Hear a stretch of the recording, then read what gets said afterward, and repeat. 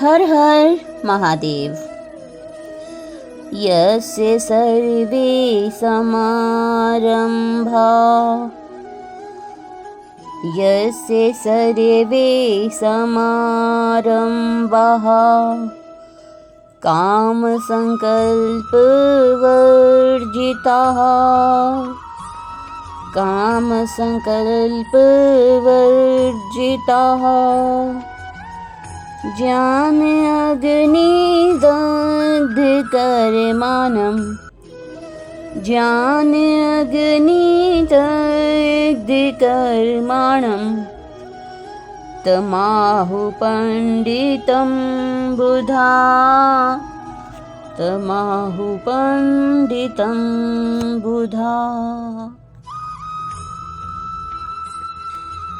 यहाँ भगवान श्री कृष्ण अर्जुन से कहते हैं, यस्य जिस व्यक्ति के सर्वे सभी प्रकार के समारंभा प्रयत्न काम संकल्प वर्जिता काम इंद्रिय तृप्ति की इच्छा पर आधारित संकल्प निश्चय से वर्जिता वर्जित है, रहित है,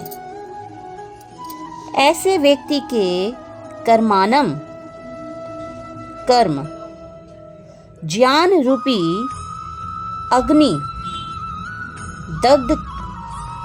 ने दग्ध जला दिए हैं, ज्ञान रूपी अग्नि ने भस्म कर दिए हैं।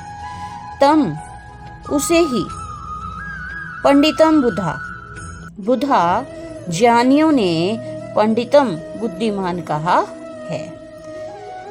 जिस व्यक्ति का प्रत्येक प्रयास इंद्रिय तृप्ति की कामना से रहित होता है, उसे पूर्ण ज्ञानी ही समझना चाहिए। उसे ही साधु पुरुष ऐसा कर्ता कहते हैं, जिसने पूर्ण ज्ञान की अग्नि से कर्म फलों को भस्मात कर दिया है। यहाँ भगवान श्री कृष्ण शास्त्र सम्मत कर्म करने को कह रहे हैं। शास्त्र सम्मत अर्थात जो शास्त्रों में कहे गए हैं कर्म, ऐसे कर्म जिसे निषिद्ध किया गया है, ऐसे कर्म मनुष्य को कभी नहीं करने चाहिए।